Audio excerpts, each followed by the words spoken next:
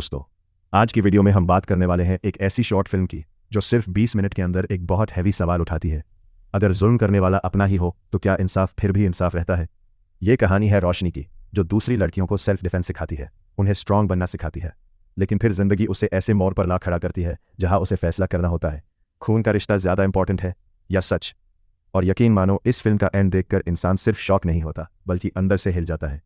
तो वीडियो को एंड तक ज़रूर देखना, क्योंकि इस कहानी में सिर्फ एक्शन नहीं बल्कि गिल्ट, दर्द, धर्म, इंसाफ और बदले का वो मिक्सचर है जो सीधा दिमाग पर असर करता है। फिल्म की शुरुआत ही काफ़ी इंटेंस होती है।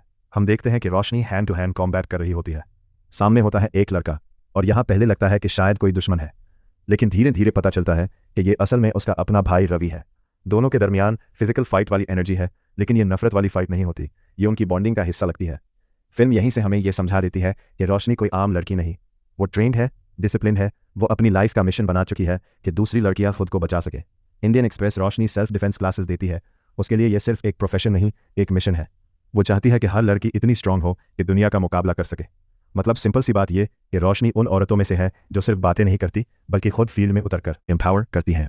अब दूसरी तरफ है उसका भाई रवि। रवि का कैरेक्टर बिल्कुल रोशनी के ऑपोजिट फील होता है। थोड़ा इमेच्योर, थोड़ा केयरलेस, थोड़ा शरारती, और फैमिली के अंदर वो टिपिकल लाडला बेटा जैसा लगता है। घर में माँ भी है, और शुरू में सब कुछ एक नॉर्मल मिडिल क्लास फैमिली जैसा फील होता है। नोक झोंक, खाना, बहन भाई की तंज़ो मिज़ाह वाली केमिस्ट्री, और वो घर का माहौल जहाँ बाहर से सब ठीक लगता है। लेकिन यही नॉर्मलिटी बाद में सबसे डेंजरस चीज़ बन जाती है, क्योंकि बुराई अक्सर बिल्कुल घर के अंदर से निकलती है। रोशनी सिर्फ सेल्फ डिफेंस टीचर नहीं, वो एथिकली भी काफ़ी अवेयर दिखाई जाती है। उसके सीन्स में भागवत गीता और महाभारत का रेफरेंस दिया जाता है, खासतौर पर अर्जुन का, जहां अपनों के सामने हथियार उठाना सिर्फ जंग नहीं होती, एक रूहानी और अखलाकी इम्तिहान होता है। फिल्म पहले ही हमें हिंट दे देती है कि आगे चलकर रोशनी को भी कुछ ऐसा ही डिसाइड करना पड़ेगा। रोशनी अपनी एक स्टूडेंट को प्रोटेक्ट करने और उसकी सेफ्टी को सीरियसली लेती है। कुछ सोर्सेज के मुताबिक एक पॉइंट पर वो अपने भाई को सिर्फ इतना काम देती है कि उस लड़की को सेफली छोड़ाए।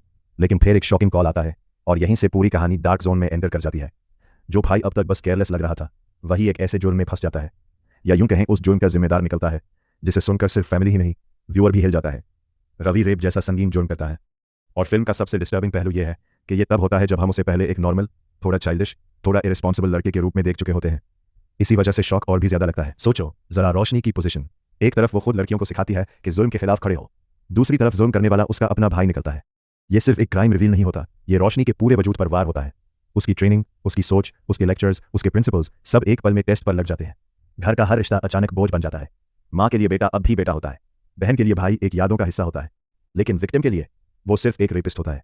और यही फिल्म का सबसे पावरफुल इमोशनल जोन है। जब जुल्म करने वाले का नाम अजनबी ना हो बल्कि भाई हो, तब इंसाफ देना सिर्फ कानूनी काम नहीं रहता, वो अपनी रूह के खिलाफ खुद गवाही देने जैसा लगता है।